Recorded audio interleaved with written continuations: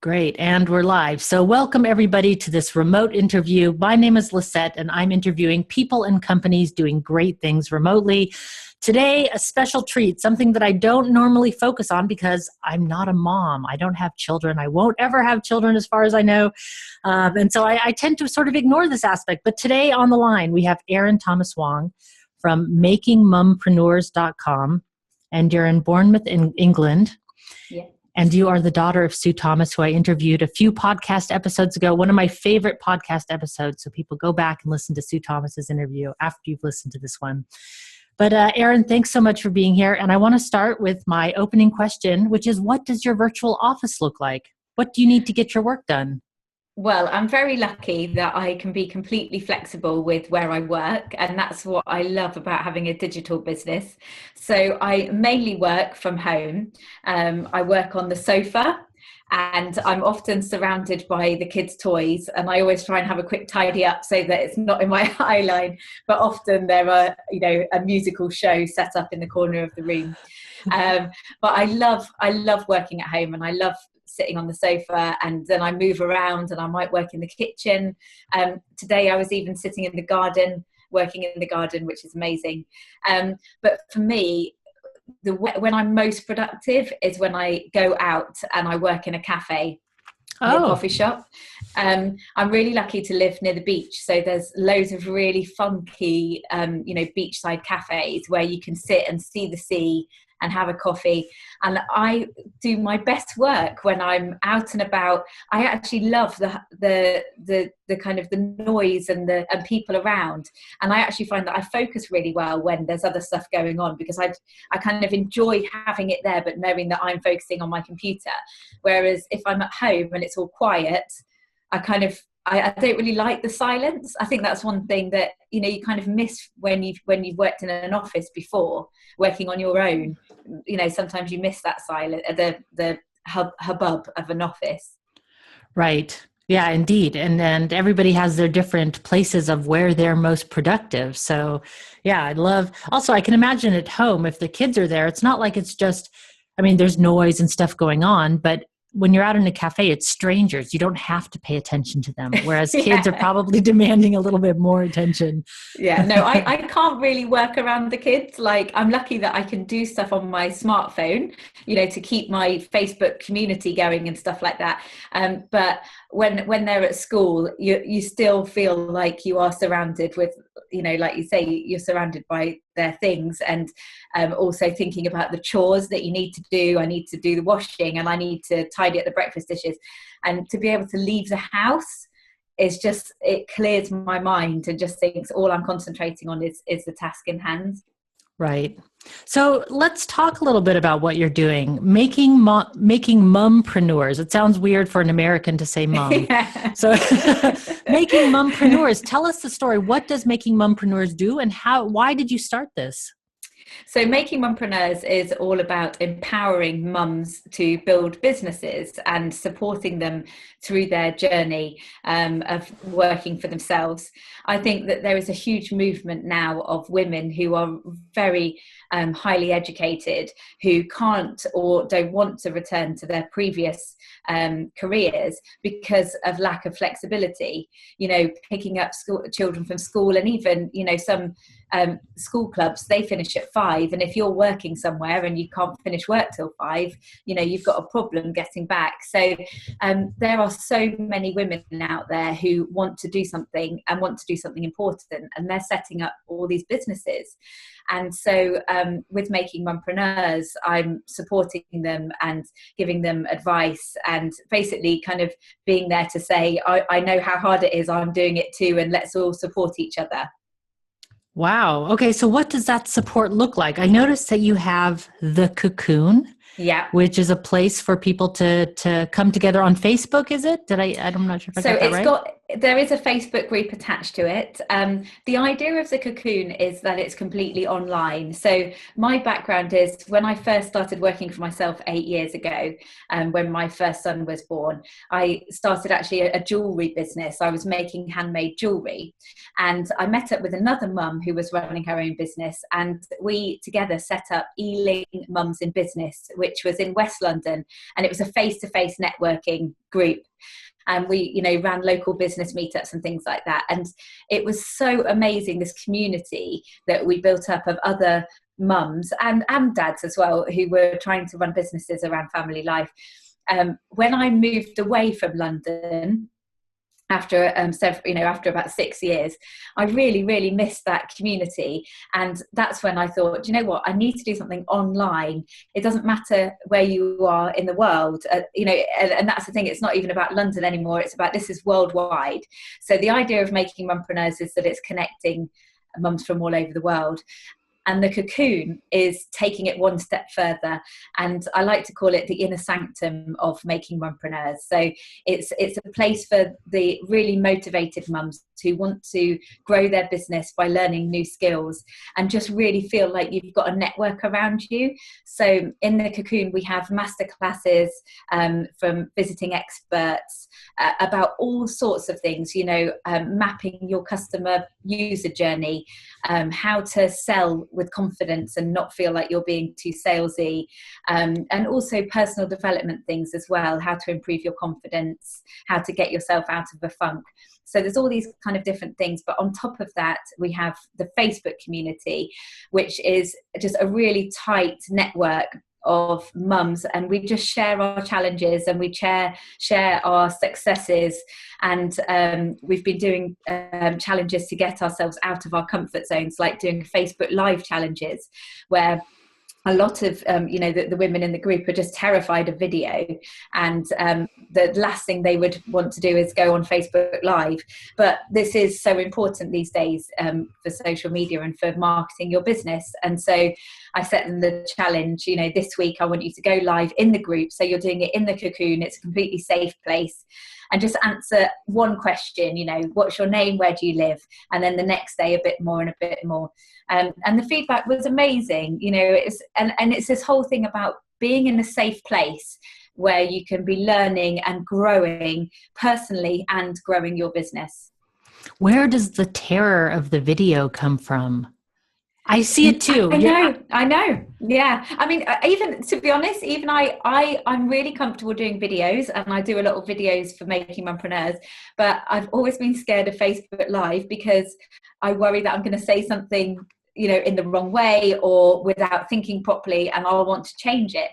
But it was great for me as well to do the challenge, because it just makes you realize that actually people connect with you when you're talking normally, and it makes people feel much more bonded to you, doesn't it? With Facebook Especially Live. when you make mistakes. I mean, the vulnerability, I think everybody relates to it.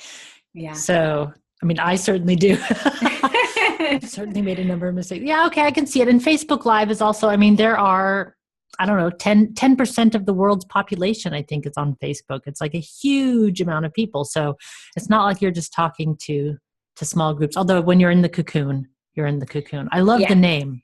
Thank you. Yeah, it's love it. And it's all about, being in this safe place where you can grow and turn into a butterfly. So that was the analogy. So women will stop their careers in order to have children, in order to take care of the children is usually what happens. And then they don't want to go back, even though they may love their career, but the career doesn't offer the flexibility that they need in order to take care of the children.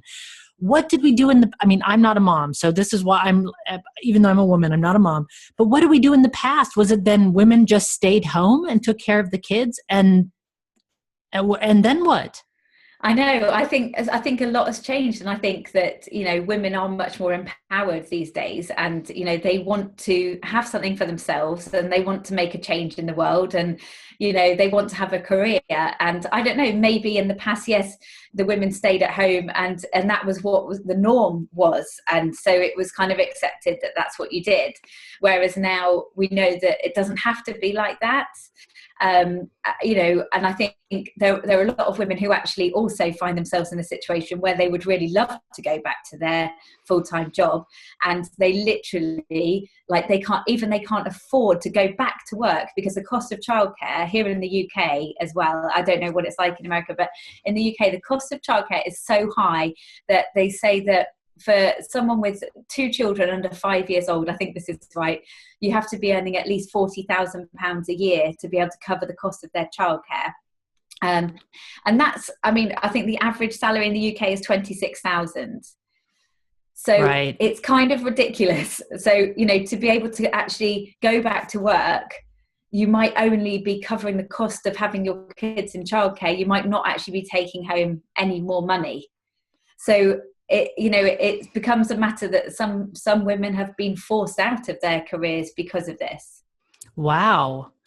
And what I wonder is, what is preventing companies from offering flexibility? So because we've got this huge workforce out there, I mean, it's 50% of the population. And why would you limit? I just don't understand why companies would limit that just because women need flexibility. Is it so much flexibility?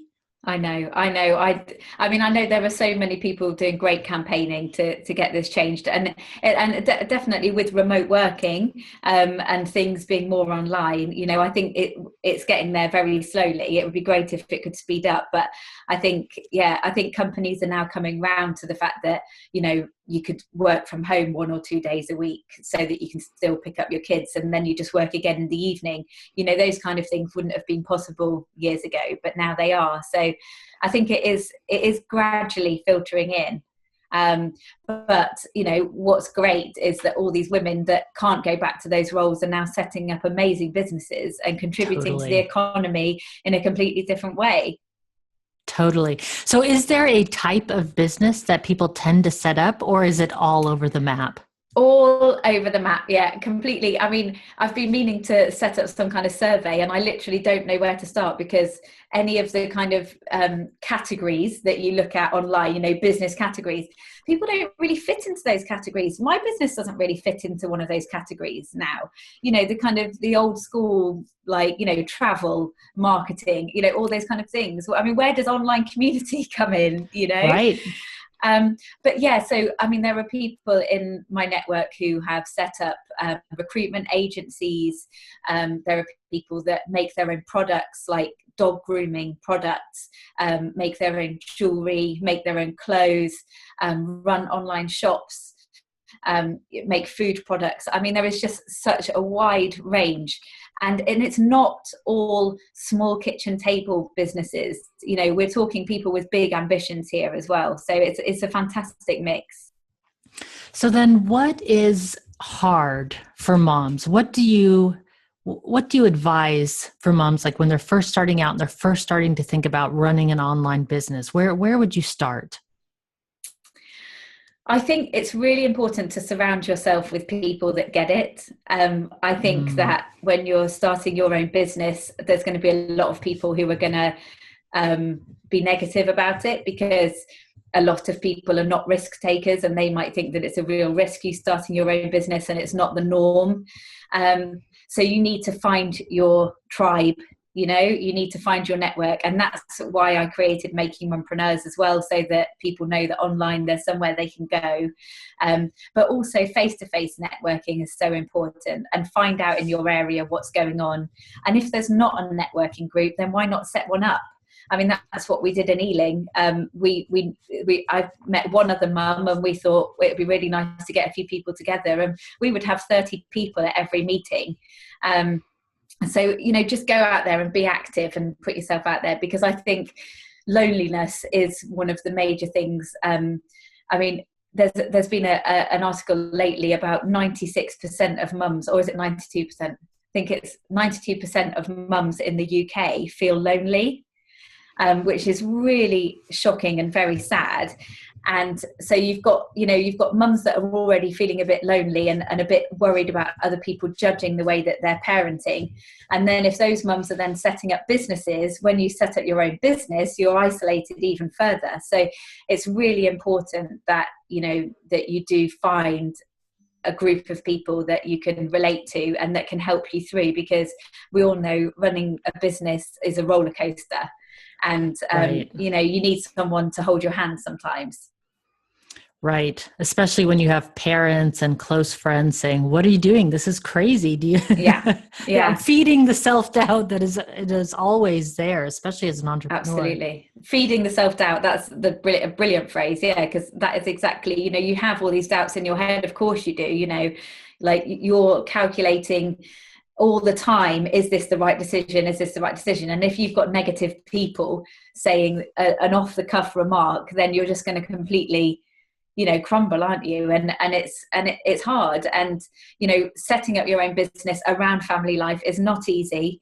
But the rewards are huge, being able to pick my kids up from school. I've got my son's sports day on Friday. And although, yes, it means I need to shuffle my work schedule, I don't have to answer to anyone else. I don't have to, feel really uncomfortable about saying to my boss, like, can I, because the sports day is all morning, and what kind of job could you say I need to take the morning off so I can go to my kids' sports day? So the rewards of being able to work for yourself in that situation are amazing, but it's not easy. And, there are some days where you feel like you're just pedaling and pedaling and pedaling, and is anything actually going to happen? So it's hard. Right. Yeah, I can imagine. I mean, it's hard without children setting up your setting up your own business. Yeah. But you said something really interesting. You said setting up your business around your family life. And I suppose, that is probably the number one thing that people are struggling with. And so I want to just dive into that a little bit, because I don't know. It's just me and my neighbor cat that comes over to visit. So it's so easy. But describe a little bit about what that looks like. Have you read Tim Ferriss, the 4-Hour Work Week? Yeah, definitely. Yeah, I love that book, and that really, really made me think. And it is this fact that we're so used to working 9 to 5 or 9 to 8. It's like, but yeah, this whole 9 to 5 mentality. When in fact, with the digital age now, it doesn't have to be like that at all. So I drop my kids off at school. I come back at 9 o'clock, and then I've got till 12:30 when I go and pick up my younger son at 1 o'clock, and then I've got him for the afternoon, and then I pick up my other son at 3:30, do dinner time, bedtime, and then I might go back online and do some more work at 8 o'clock till 10 o'clock. So it's quite bitty in terms of getting things done, but it's completely possible.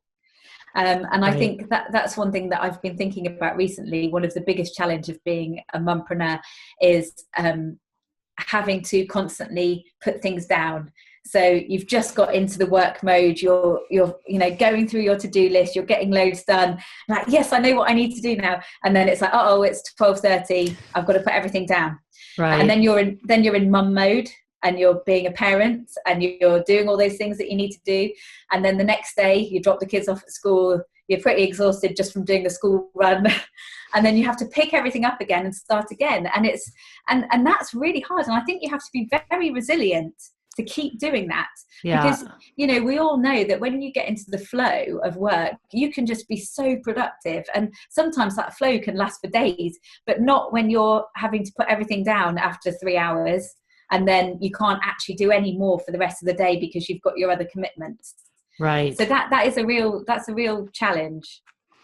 Yeah. And I would think the other side of that is if you work straight through, the whole 9 to 5 schedule of working during that particular 8-hour time period can be highly unproductive. Some days you just can't get into it, and then you're forced to sit there for the rest of the day trying. I've done that in my own home office. It's like there's some days you're like, I really have to get through this, and it takes 3 hours to do something that should only take 30 minutes, but yet we're not that productive.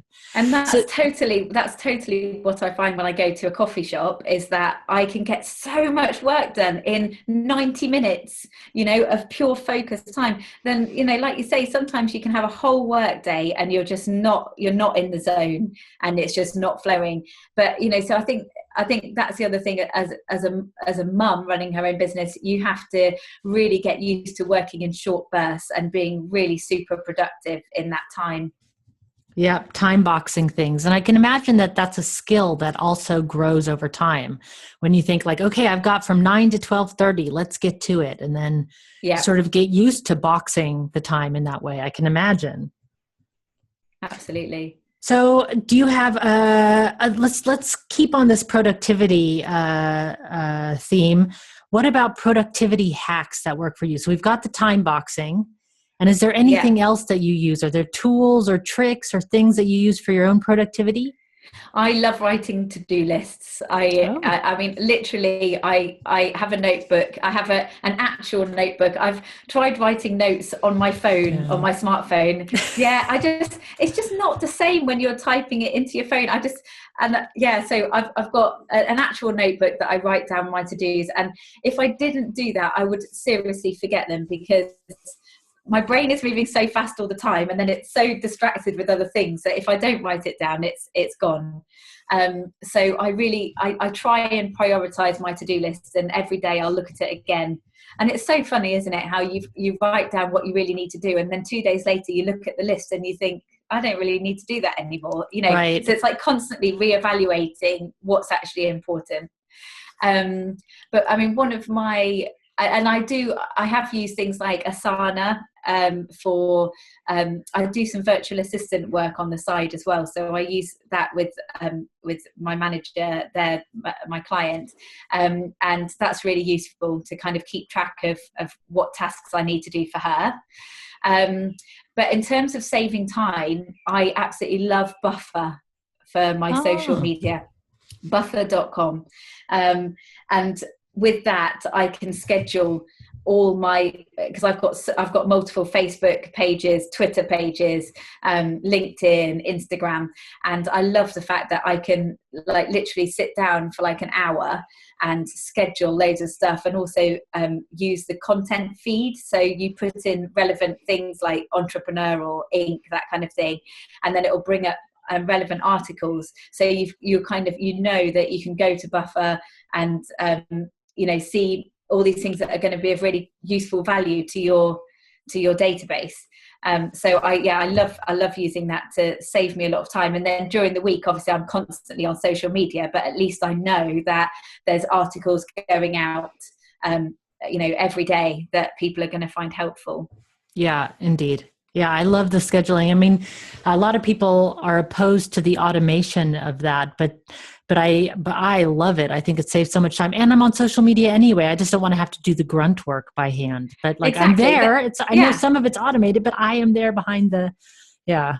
totally. And then it gives you more time to do the engagement side of things, so the stuff's Right. going out, but you can be there in person to actually engage with people.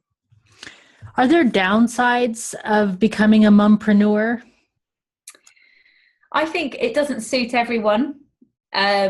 It, like I say, it can be very lonely depending on what kind of business you're going to set up. So I don't think it does suit everyone. And also financially as well, I think this is one bit of advice that I would give. You have to be really realistic about the financial aspect of it. And this completely depends on the type of business, absolutely. But if you're working 15 hours a week rather than 40, then you've got to accept that maybe you're not going to be earning the same salary that you were when you were in a professional career. And obviously there are some people that are, and that's amazing. But I think, the most of us, it is a bit of a sacrifice that, you're trying to build a business, and, you might not be able to kind of deem the same salary that you were before. So Right. financially, it can be really hard. But like I say, it's this whole thing of what is your why? And if your why is to spend time with the kids while they're young and build a business during that time, and then hopefully, as time goes on, the business starts making more money, and that's the dream, really. That's the goal.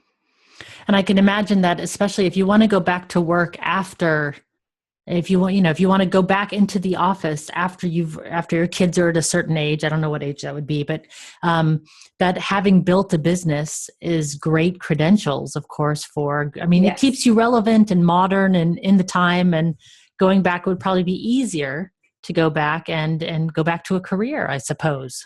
Well, and I think as an entrepreneur, you are everything. You do the finance, you do the marketing, you do the strategy. Right. You get so much experience. And I mean, the thing for me is what I love about being an entrepreneur and a solopreneur is the opportunity. I feel like, there is always other things that you can be doing. There's so many ideas out there. There's so many ways to start a business. And, they talk a lot about multiple income streams and that's the way forward. And I think as an entrepreneur, you might have a business idea and you might work on the business for a year or two and decide, this isn't going to work out. And that is fine. That is not failing. That is learning and growing. And because you're in the situation you're in and you're learning all these things, then you can go and try another business, So, for me, I hope that I will always be able to work for myself. But yeah, absolutely. If you decided that it wasn't for you, all the skills that you've learned would just be so valuable in an office or corporate environment. Yeah, indeed. If I think back in my past of all the failures that I've had, the things that have crashed and burned, I still use those skills that I gained crashing and burning and moving forward. You don't know it at the time. You don't know how it's going to come in useful at the time, but the resilience does build character. And it's always some great stories at parties. That's at the very least, there was a good story behind it. So let's see. I want to give an opportunity to talk about favorite tools. You talked about Buffer and your to-do list. Are there any other favorite tools? Zoom, you said you mentioned before we started the interview that you're using Zoom. Just starting to use Zoom, yeah. And things like apps. I've got an app, One Tap Receipts, where you can just take a picture of your receipts on your phone. I love the fact that I am completely paperless apart from my notepad. I don't, and that's one thing about remote working, and I don't need an office and a filing cabinet. I don't need that. Everything is on the cloud. And that's what I love about the idea of being a digital nomad, is that all you need is your laptop and your notepad and your smartphone, and you're running a business. So I try and do as much as I can to continue that and to find apps and software that is going to make my life easier. Yeah, there's so much out there. It's so great to go. And I'm a tool junkie, so people send me stuff all the time. I totally love it. Are there any dads in the community? Well, interestingly, my husband has now become a dadpreneur. Awesome. He last in October, he decided that, he really wanted to see the kids before they grew up. He was working away a lot, traveling a lot. And I think, with our circumstances, we spent a year in Abu Dhabi for his job as a family. And it was really, really tough for all of us. And when we came back, it was kind of a turning point, thinking, what do we want out of life? And he'd always wanted to try and run his own business. So we were like, now's the time. So we're both working for ourselves. He is a dadpreneur, and he is absolutely loving being able to pick the kids up. He'll take the little one to the park and have a teddy bear's picnic, and then come back and we'll swap over and he'll work. So it's really wonderful. Obviously, financially, this is all a bit scary this time. We're both working for ourselves. But yeah, I have met quite a few dadpreneurs, and there's also a great community called the Parent Accelerator Community, Parentpreneur Accelerator Community. So there are these groups, all over the place, and it's amazing. And all these people that are trying really hard to build businesses around their families. I love it. I think it's such a great opportunity. I always felt it was such a shame. I had a friend who wanted to go back to work, but couldn't because of she needed to take care of it, or she wanted to take care of her children and be there for her children. And it seems such a shame that we can't make that work in this day and age. So companies, if you're out there listening, it's time to implement your flexible work programs. Otherwise, your awesome women that are working for you are going to go become mumpreneurs on their own, and you're going to lose all that talent. That's just seems to be the way it's going. But of course, absolutely. I'm highly biased. So yeah, but that's why people don't listen to people listen to the show, because we're all for remote work over here. So a couple more questions. One is, what is the Kids Nature Shop? So the Kids Nature Shop was a project with my mum, Sue Thomas, who you interviewed before.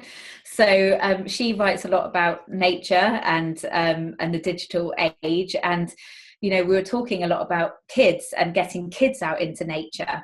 And she realised that in all the research she's been doing, that she hadn't seen any kind of online store that just focused on kids and nature and products to get the kids out into nature.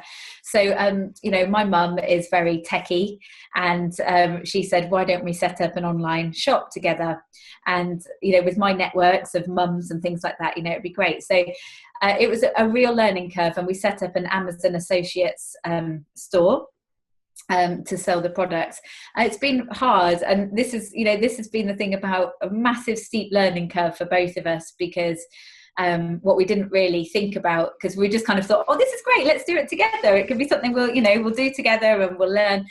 But of course, the products that we were selling or are selling are like £10, for example. And so the commission that we get on that is like 40p. And, you know, you need a hell of a lot of footfall to make that kind of model actually bring in money.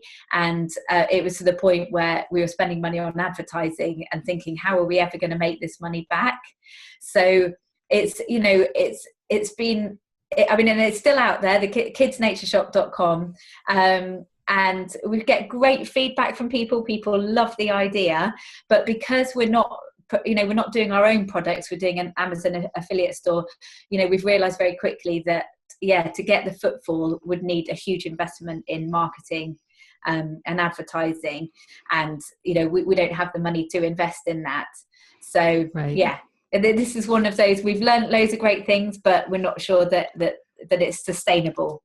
Right. But the idea is great. I mean, I was just spending time with my niece over the weekend, and she's 3, and we love like running around outside and chasing each other. And then at some point she wants to sit down, and she loves ducks. And so she asked, can we look at the ducks on your phone, please?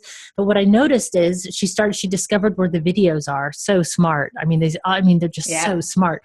She discovered where the videos are, and then she watches the duck videos and turns into a total zombie. And I think, oh my God, I've got to just hide this thing, because we were having so much fun out playing with nothing outside. And then all of a sudden, and I thought, oh my God, I'm also a zombie when I'm on my phone. So I can only imagine, like, as a mom, you want to be really careful about. Well, and this is what is so difficult, because, you know, my husband and I work on our phones, and the kids are like, can I play with your phone? Can I play with your phone? And they're going to grow up thinking that it's perfectly acceptable to be on your phone all the time. And we don't want them to grow up like that, but it's very hard when we're doing it ourselves. So, you have all these like good intentions of setting limits and we're not going to have our phones at this point, but you're running a business. So, you know, you hear a ping and you're like, is that somebody ordering something? You know, so it's hard. But yeah, I mean, the idea of the Kids Nature Shop, there's all these amazing products, you know, Snail World and Worm World, where you literally, I mean, our kids absolutely love it. You know, you get a couple of snails from the garden, you make their habitat, and you just sit and watch them, and then you can just release them back into the wild. And, you know, you get to see things close up, and the kids do really engage with it. So yeah, it's lovely. Far more interesting than cartoon ducks on a phone. I think. They'll have their phone addictions later in life. So, okay. So very last question, which is very easy. What is the best way to get in touch with you if people want to know more? Obviously, makingmumpreneurs.com. That's right. So I'm on Facebook as well, Making Mumpreneurs, on Twitter at Erin Thomas Wong, all one word. And yeah, people are welcome to contact me through those, and I'd love to connect. And especially if there are any mumpreneurs out there who would really like to feel part of a supportive online community, please do get in touch. If you get a mad rush of moms coming your way, then please let me know. I'd be so happy. It sounds like something that should happen after people listen to this podcast. So great. Thank you so much for your time today. And until next time, everybody, be powerful.